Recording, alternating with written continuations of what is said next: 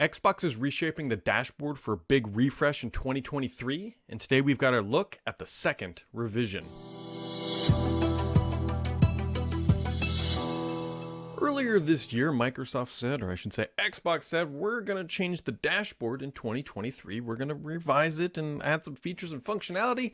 And the community said, yay, we're going to get a new interface. And then we all got to look at it and we're like, oh, yay, we're getting a new interface or something like that. So as of right now, if you're on an Alpha Insider build and some select other builds, you might be able to get access to the new dashboard. And today, or I should say this week, Microsoft has rolled out the first update or revision that they tried to tweak the experience. So in the Insider blog, Microsoft said, in this round of preview updates, you can now add your top groups to home and see them when you scroll down for quicker access to games and apps you choose.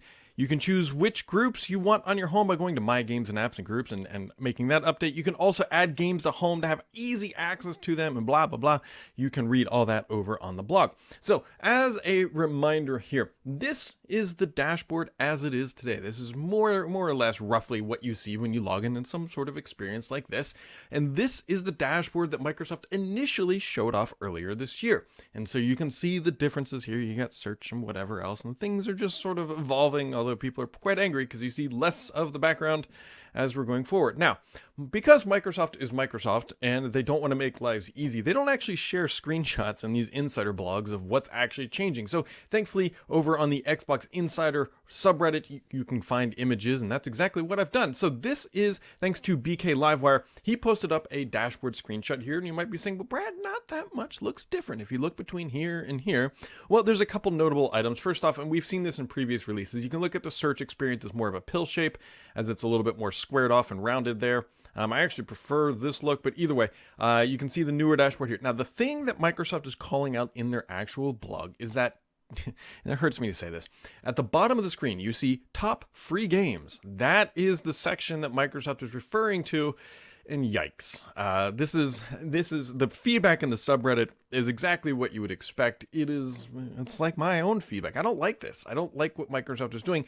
Now, this individual did not give a bunch of high-res images, but we have images from other users. So if you start to scroll down, and you can see here from this image taken, you can actually see what it looks like under top free games. And like it's just straight advertisement stuff. Like, yes, you can actually play these top free games if you really want to. And Microsoft is very clearly going for the engagement route. They want to advertise more stuff and get people playing more games, and I get it. But it doesn't feel right. And further down the page, you can see something like this. You can see where the favorites come in and like the more pins. And it kind of just hurts that this is the route that Microsoft is going to go. Now, you could be saying, Brad, but it is early. They are just in the process of testing. They could change it. It's like, look, we've already seen multiple changes.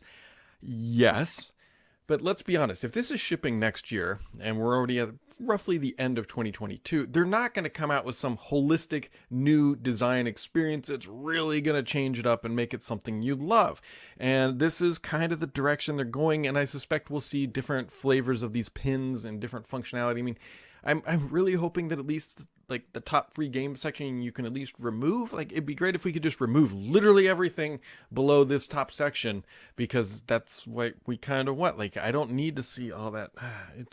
I feel like they're going the direction of, somebody said, we need to optimize for engagement and getting more content in front of people rather than aesthetics. And so that is the route they're going, and we're all just going to be sitting here riding the wave with everybody else. Now, Microsoft says they'll listen to your feedback, and they probably do in some regards, but there's also corporate mandates of, hey, we got to sell more Game Pass. Hey, we got to get more people in here. Hey, we got to get more transactions happening to justify our upcoming expenditure of $70 billion. And where are we going to shove all that content? Well, we'll shove it under top free games and everything else. Now, this experience is, you might love or hate it. I personally am just not a fan, because we've seen mock-ups like this from the community. Like, this is a good friend, or good Twitter user and good mock-upper extraordinaire, Bob Clobrel.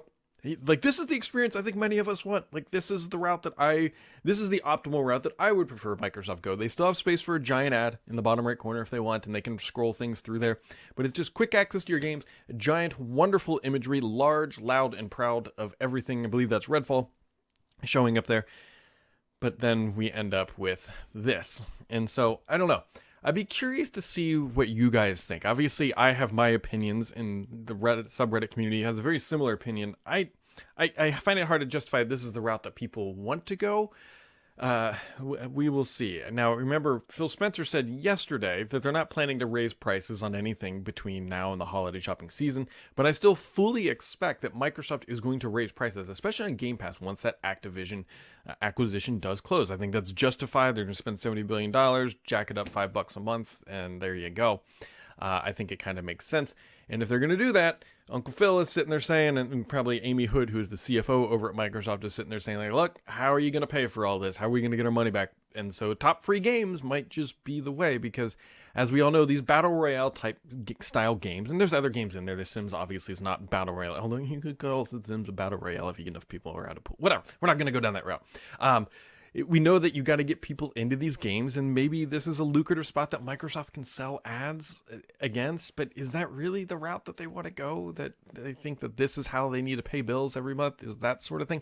I don't know. If anybody has any insider information, I would love to know what the conversation is that's driving this mandate, because there's very clearly one. You could see, I don't know, you can get the Netflix and the Hulus, but I don't think they're going to be paying money. But obviously Fortnite is known to splash some cash around on certain things because they do exceptionally well.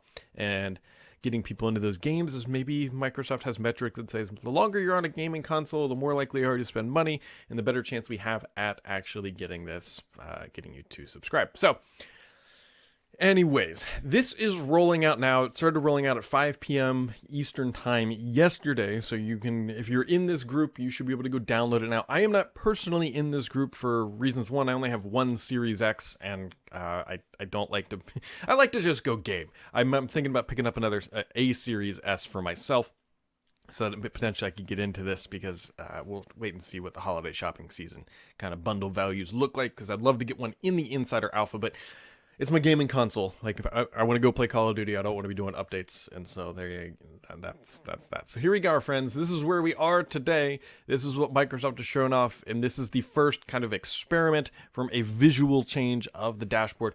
We will have to wait and see if Microsoft is truly going to make any other bigger changes. My gut kind of says probably not. Probably not at this point. We will have to wait and see what Uncle Phil has up their sleeve. So, I don't know. What do you guys think? What do you think Microsoft should do? Should they go with the... We all know what they should do. I don't even know why I'm pretending there. It's just disappointing. I wanted to see something more fresh and more vibrant and more wallpapery, but instead it looks like we're just getting potentially fewer options, more tabs and pins and more scrolling, and just less access to that quick access content that you really want. Because, I don't know, that's just me at the end of the day. And there's your dashboard. I don't know, hit a subscribe button, do something, whatever makes you feel good about life, because that's the dashboard update we're all going to deal with, and we'll catch all of you right back next time. Make sure to keep subscribed here, because the only BS on this channel is me and that dashboard.